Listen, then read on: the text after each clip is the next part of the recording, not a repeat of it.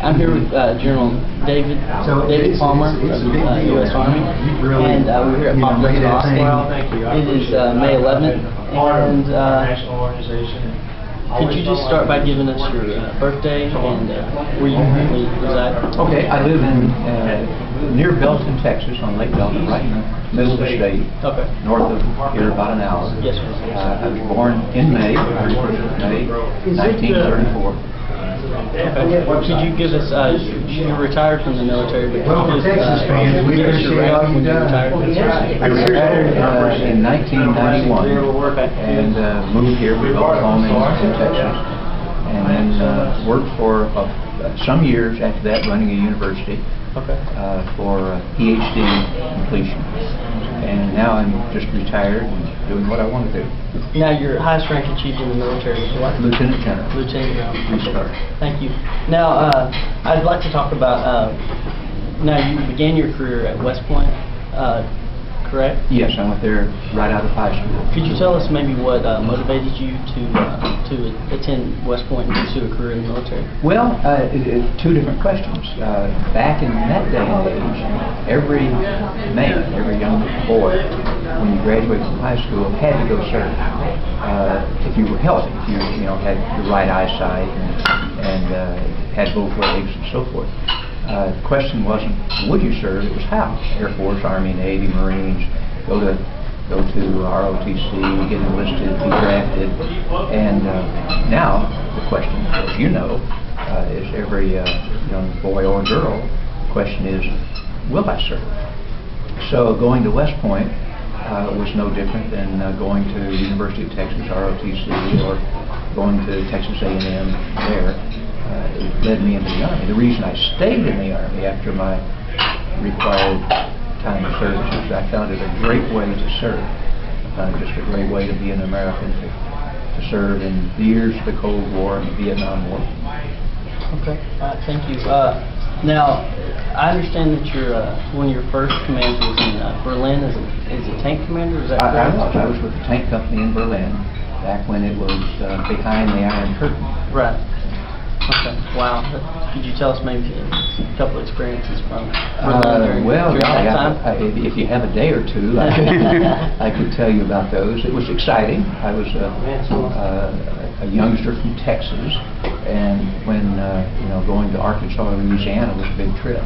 Yes, sir. And there I was with in Berlin. We occupied it still after World War II. Right. The Americans had a sector, the Russians had a sector, the British and the French. So you got to mingle with all of those four countries. Some of the Nazi war criminals were still alive and were still in prison there. And I pulled a detail once as the chief guard for a month of that prison. So I got to see some of the people that made big names as parts of Hitler's group during the war, before the war and during the war. Right. I got to watch them as they were. Wow. Now, when did you leave Berlin? I left there in 1960 and came to Fort Hood, Texas. Wow. I also understand that you had several assignments with the Pentagon. I had two. Once on the Army staff and once on the Joint Staff, and both times in what we'd call civil-military relations, having to do with Congress, having to do with other our relations with other nations, war plans together, that kind of thing. Okay. Well, and then also the Joint Chiefs. Same thing. Same thing. Okay. Same thing. And then you were the superintendent of the military academy at West Point, as I understand. Yes, for 5 years. For 5 years. Final 5 years in the Army. Wow. Could you tell us maybe some of the responsibilities that accompany that? Well, it was like being the president of college. Correct. The superintendent is just the name that it has. I was the president, the leader of the college. So you have all the things that goes on in a college. The football, you had a football speaker earlier, right, and the activities there, the academics and so forth.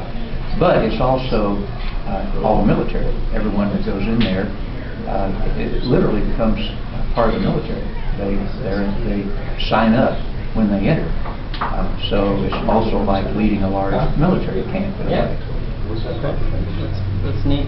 Now, post-career, you're an author, and well, just last week I was watching History Channel and turned Washington the Warrior, and there you were speaking about General Washington. What has that been there all your life? The interest in General Washington? Well, in a way, yes. I taught military history at West Point, and before going there, the Army sent me to Duke University to get a graduate degree. And I did my focus was on the American Revolution.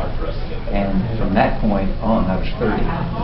It's become an area of great interest to me. I've done a lot of reading, a lot of researching, talking and writing about that era. Okay, well, thank you for your time, and thank you for your service, Mr. Hall. Well, and good luck to you. Thank you very much. Last year in high school. Thank you.